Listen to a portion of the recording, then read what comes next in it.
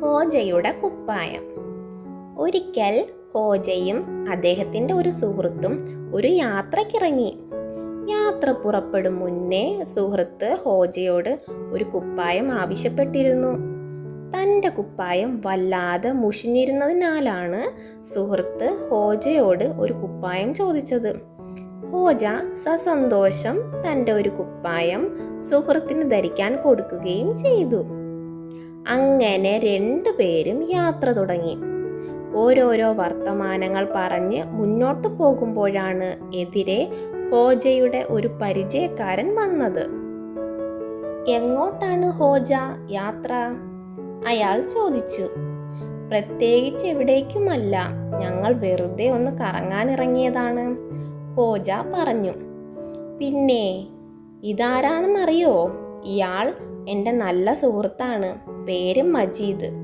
പക്ഷെ ഇയാൾ ഇട്ടിരിക്കുന്ന ഈ കുപ്പായമുണ്ടല്ലോ, അതെൻ്റേതാണ് കേട്ടോ," ഹോജ തുടർന്ന് തൻ്റെ കൂട്ടുകാരനെ പരിചയപ്പെടുത്തി.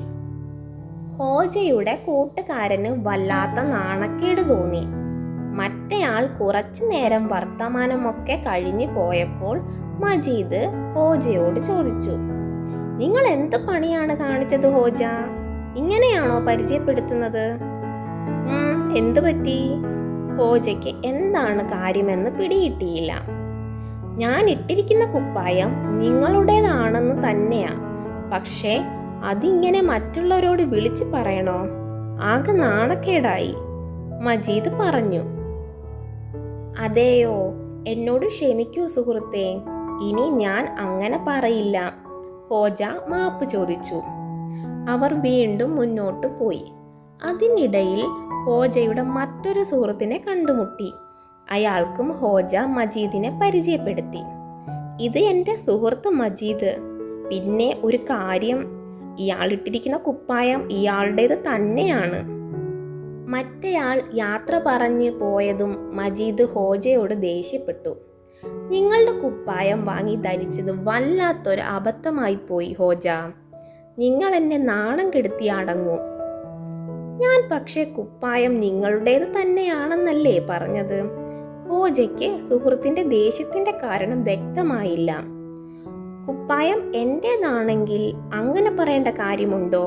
കേൾക്കുന്നവർ ഇതിലെന്തോ പ്രശ്നമുണ്ടെന്നല്ലേ കരുതുക," മജീദ് പറഞ്ഞു. "അത് ശരിയാണല്ലോ, ഇനി ഞാനെങ്ങനെ പറയില്ല," ഹോജ സമ്മതിച്ചു. "അതുപോരാ, ഇനി ഈ കുപ്പായത്തെപ്പറ്റി ആരോടും ഒന്നും തന്നെ പറയരുത്, അല്ലെങ്കിൽ ഞാൻ നിങ്ങളോടൊപ്പം എങ്ങോട്ടുമില്ല," മജീദ് തറപ്പിച്ച് പറഞ്ഞു. ഹോജ മജീദ് പറഞ്ഞതുപോലെ ചെയ്യാമെന്ന് സമ്മതിച്ചു. രണ്ടുപേരും യാത്ര തുടർന്നു. അധിക ദൂരം ചെന്നില്ല. ഹോജയുടെ മൂന്നാമതൊരു പരിചയക്കാരൻ എതിരെ വന്നു. ഹോജ ഇത്തവണയും പതിവ് തെറ്റിക്കാതെ തൻ്റെ സുഹൃത്തിനെ പരിചയപ്പെടുത്തി. "ഇതെൻ്റെ സുഹൃത്ത് മജീദ്. ഞങ്ങൾ ഒന്ന് നടക്കാൻ ഇറങ്ങിയതാണ്. പിന്നെ ഇയാളിട്ടിരിക്കുന്ന ഈ കുപ്പായം, അത് ഇല്ലില്ല, ഞാൻ കുപ്പായത്തിൻ്റെ കാര്യം ഞാൻ ഒരിക്കലും പറയില്ല. അതാരോടും പറയില്ലെന്ന് ഞാൻ അവന് വാക്ക് കൊടുത്തതാണ്." അതോടുകൂടി മജീദിന് മതിയായി. ഹോജയുടെ കുപ്പായം വലിച്ചൂരി എറിഞ്ഞു കൊടുത്ത് അയാൾ പിണങ്ങിപ്പോയി.